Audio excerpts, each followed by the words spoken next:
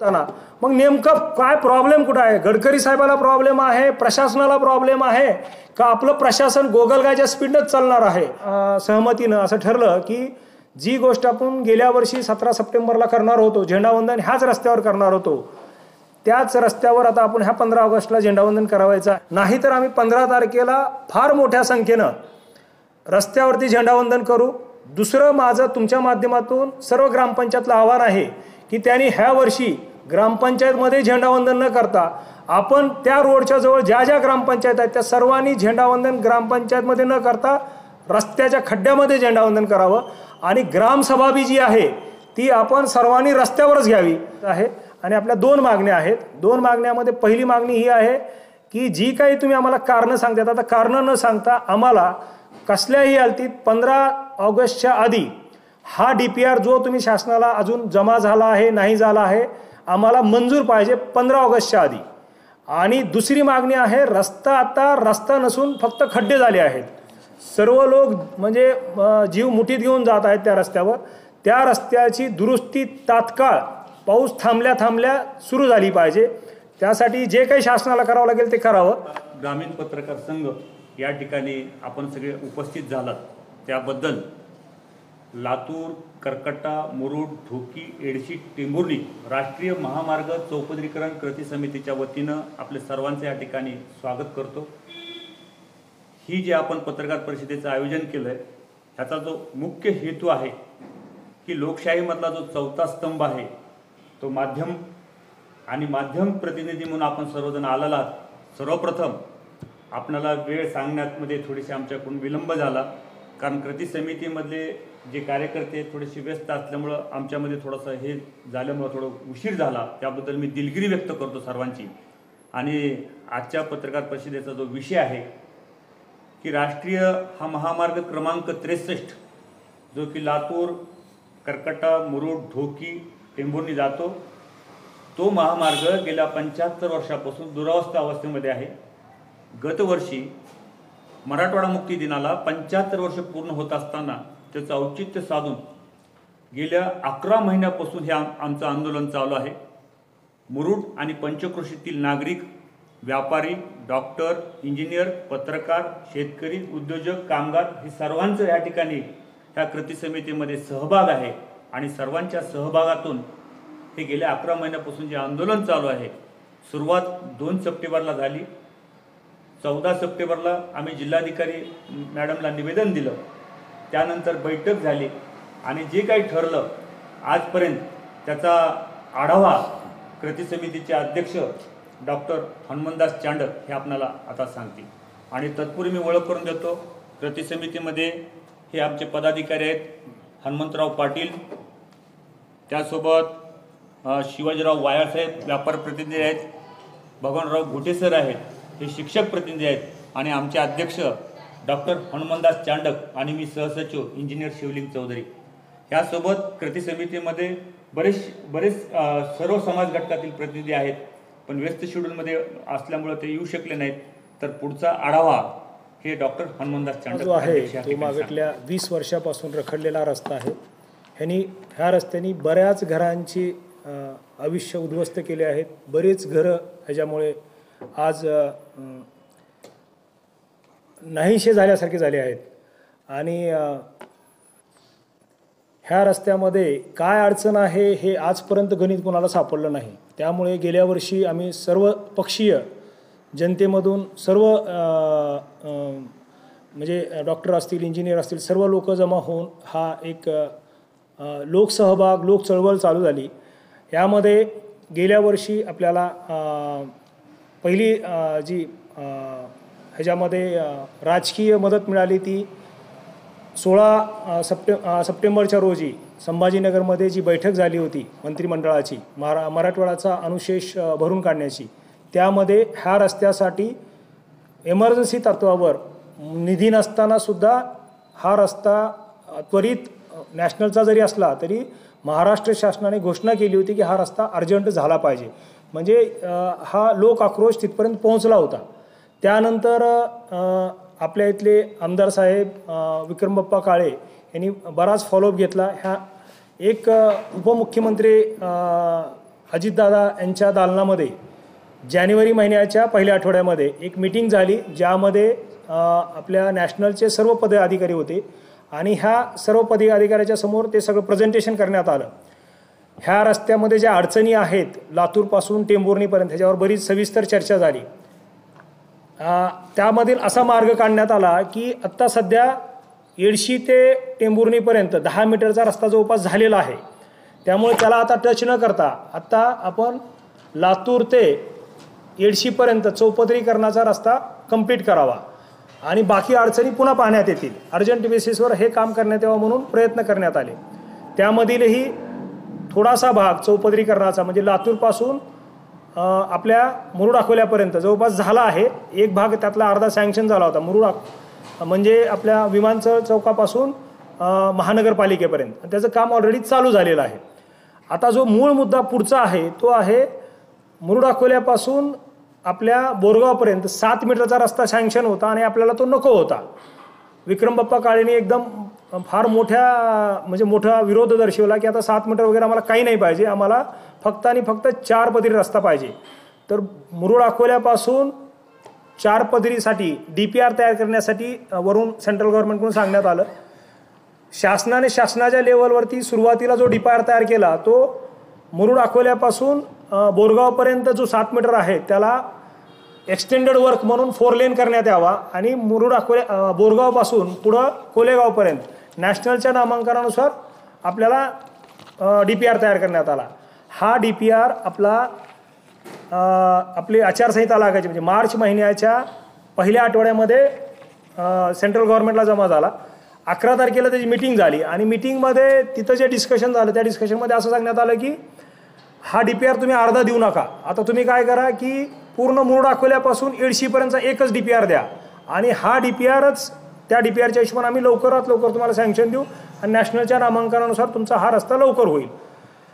आता त्याच्यानंतर लगेच 6 दिवसामध्ये आचारसंहिता लागली, इलेक्शनचे आणि सगळ्या गोष्टी याच्यामध्ये पुन्हा विलंब झाला आणि त्यानंतर आम्ही जो फॉलोअप घेत आहोत त्या फॉलोअपमध्ये आमच्या हे लक्षात आलं की आता परत दुसरं आचारसंहिता लागण्याची दाट शक्यता आहे जी सप्टेंबरमध्ये लागू शकते. आपल्या महाराष्ट्र शासनाचं इलेक्शन लागू शकतं.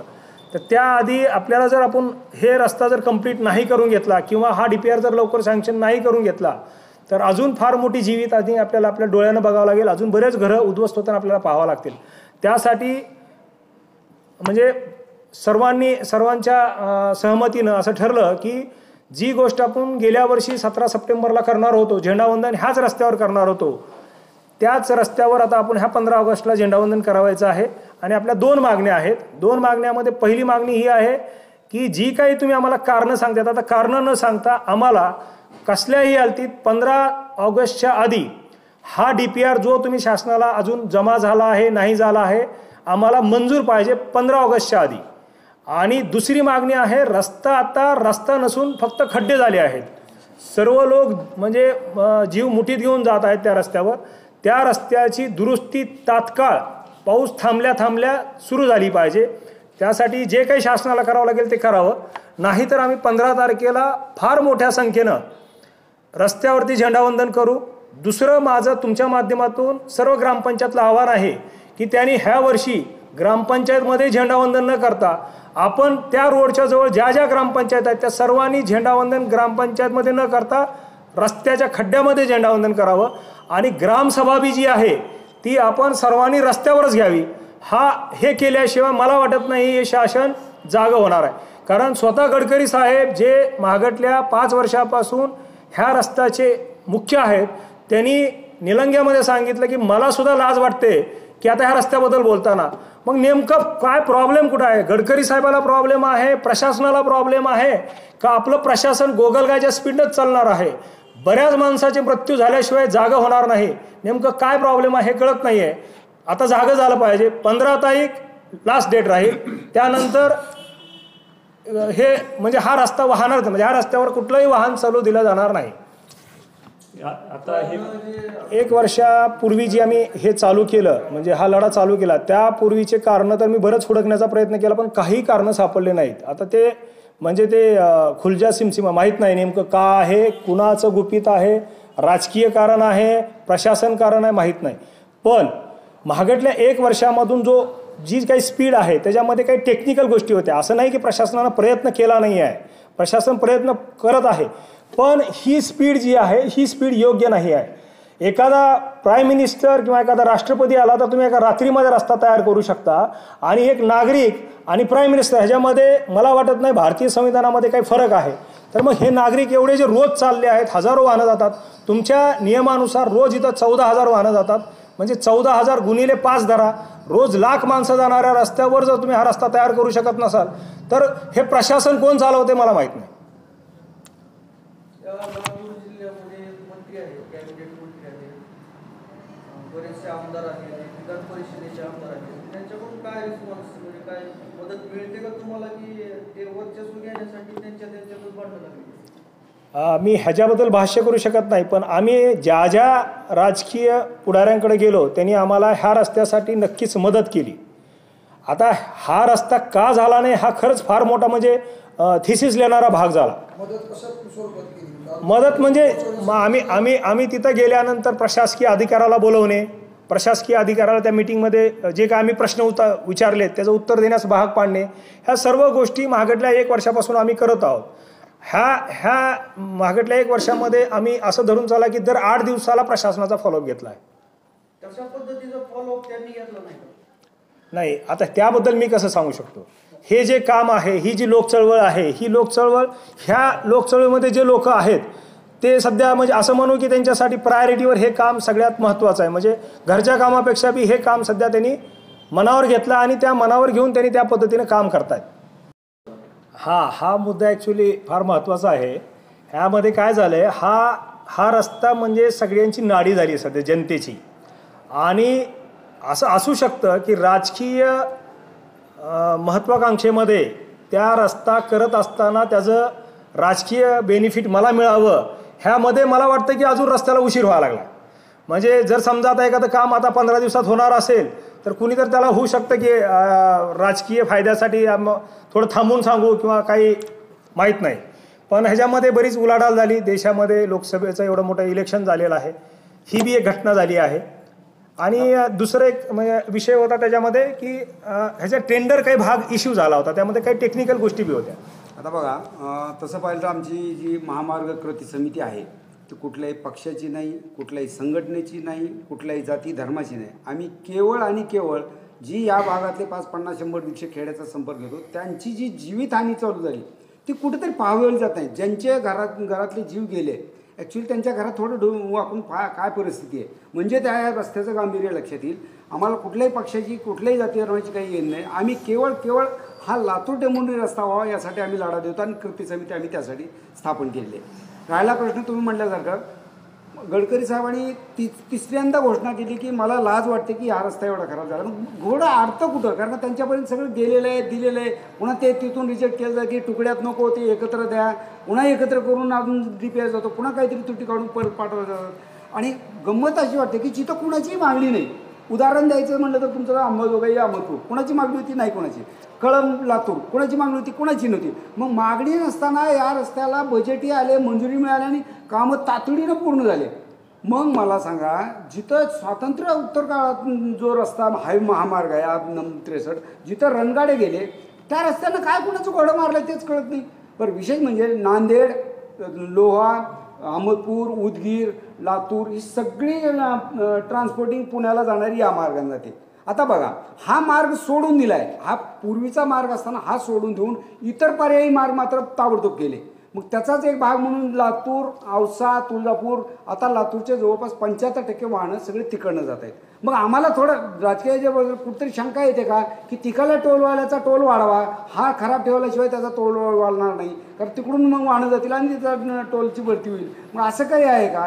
मग कधी कधी असं व्हायचं म्हणून आम्हाला असं वाटतं की हा कुठतरी कोणीतरी त्याच्या पाठीची आहे की काय, ह्याची शंका येते. आणि या रस्त्याला एवढी मागणी असताना बरं असं होत नाही, पत्रकार बंधू सतत ॲक्सिडेंट झालं की ते कारण पुढे येतं, कुणाच तरी काय झालं तेच कारण येतं. हे सगळं तुमच्या पत्रकार बंधूच्या माध्यमातून हे हायलाईट झालेलं आहे.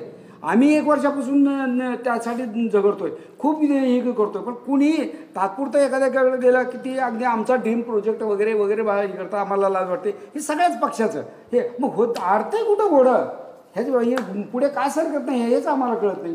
म्हणून शेवटी 1 वर्षानंतर आम्ही आता लास्ट वॉर्निंग 15 ऑगस्ट देतोय. त्यानंतर आमचं जन आंदोलन मोठ्या प्रमाणात चालू होईल. की या ठिकाणी ॲक्सिडेंट झाला त्या ठिकाणी जिल्हा परिषद माजी सदस्य संग्रामजी देशमुख यांनी मला डॉक्टर साहेबाला फोन केला, काय करावं लागेल.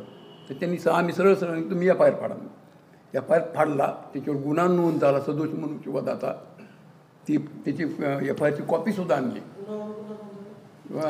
कार्यकारी अभियंता आणि मुख्य अभियंता शेलार साहेब मुंबईचे आणि राष्ट्रीय महामार्गाचे कार्यकारी अभियंता लातूर यांच्यावर सदोष मनुष्यवधाचा गुन्हा नोंद करून FIRची कॉपी घेतली. त्यावेळेस तिथं लगेच इमिजिएट त्याला बजेटची गरज भासली नाही, मंजुरीची गरज भासली नाही, तर त्याने लगेच साईड पट्ट्या भरून घेतल्या. साईड पट्ट्या नसल्यामुळं तिथं 2 माणसं गेले. कालचीच गोष्ट आहे, बुधवारी तुम्ही मला मेसेज टाकला. तुम्हाला किती म्हणजे मी आता हे पोच देत असताना संबंधितांना त्या उपजिल्हाधिकारी मॅडमला भेटलोय. मॅडम म्हणलं तुम्हाला आणि किती माणसाचे जीव घ्यायचे. कार्यकारी अभियंत्याची त्यांच्याकडे गेलो, त्यांना म्हणलं तुमच्यात काय उणीव आहेत, कोण तुम्हाला सपोर्ट करीत नाही. 52 गावच्या लोकांच्या सरपंचाचे ग्रामसभेचे ठराव आहेत माझ्याकडं. त्या सरपंचाला उद्या आता कलेक्टर मॅडमचा जर फोन आला बैठकीला या म्हणलं तर त्या लोकांनी मी बोलवून घेणार आहे. जास्तीत जास्त सगळ्यात महत्त्वाचं म्हणजे खंडाळ्याचा जो माणूस एक्सपायर झाला मुलगा 20 वर्षाचा तरणा बांडपोऱ्या, त्याच्या घरच्याला घेऊन जाणार आहे मी त्या बैठकीला, सरपंचाला बी घेऊन जाणार आहे. हे माझं एक म्हणणं आहे, शासनाचं एक अभियान आहे जलयुक्त अभियान. जलयुक्त अभियान शेतात जाऊ नका, रस्त्यावर जावा, खड्ड्याने पाणी आहे त्याचे इम्प्लिमेंट करा. आणि खरं रस्त्याची दुरावस्था एवढी जास्त आहे की हा डांबरी रस्ता नसता मातीचा असता तर कमी ॲक्सिडेंट झाले असते. खड्डे आणि साईड पट्ट्या एवढ्या खोल आहेत की काही होऊ शकतं. कालच मी डॉक्टर साहेबांना सांगितलं, मला एक खड्डा मोठा दिसला, मतमोजणीचा आहे, महिला तंत्रज्ञान, एवढा मोठा खड्डा आहे की तो मला मुद्दाम घेतला गेला. त्या चुकून मी गेलो म्हणजे डॉक्टर साहेबांकडून गोळ्या सुद्धा घेतल्या मी त्या संदर्भात. एवढी गंभीर परिस्थिती आहे. ती वेळ आमच्यावर येऊ नये किंवा आणि एखाद्यावर येऊ नये. दोषे दुश्मनाच्या जो जेलकर बी नाम लेता म्हणल्यासारखं नांदा. उपहासानं लोक असं पण म्हणायला लागले की मुरुडच्या बस स्टँड पासून लातूरपर्यंत पावसाळा असेपर्यंत बस वगैरे जाण्यापेक्षा आपण होडीची शासनानं सुविधा करावी. अगदी बरोबर.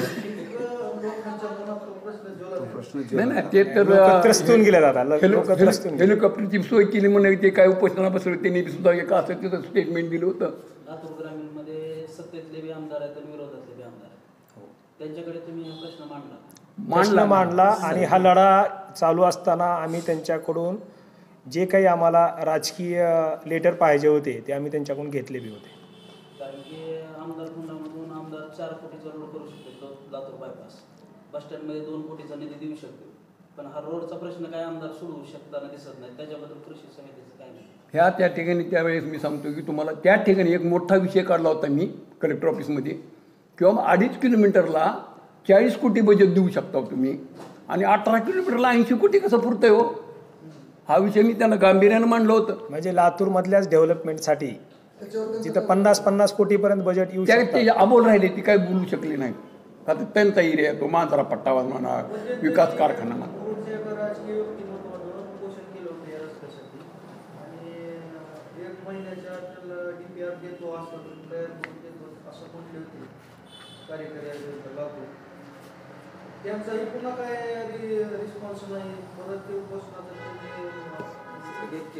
हेच तर आहे ना मुद्दा. आज आपल्याला हे आंदोलन का करावं लागलंय, कारण जी काही शासनाची स्पीड आहे ती अत्यंत गोगलगाई टाईप चालू आहे. आणि हा म्हणजे ज्वलंत विषय असताना ज्या ठिकाणी इमर्जन्सीमध्ये युद्ध पातळीवर काम व्हायला पाहिजे त्या ठिकाणी अत्यंत स्लो स्पीडमध्ये काम चालू आहे. हे शासनाला जागा करण्यासाठी तर आपण हे करतोय सगळं. करत पण नाही म्हणजे स्पीड जी आहे ती पाहिजे तशी स्पीड काहीच नाही आहे. आणि आता हा 15 ऑगस्टला नाही गेला आणि पुन्हा अजून इलेक्शन लागलं की पुन्हा आपल्याला त्यांचे तोंड बघावं लागतील, पुन्हा आचारसंहिता लागते, काम ठप्प. तर त्यामुळे आता अर्जंट म्हणजे हे आपल्याला काही झालं तर 15 ऑगस्ट ही आपली लास्ट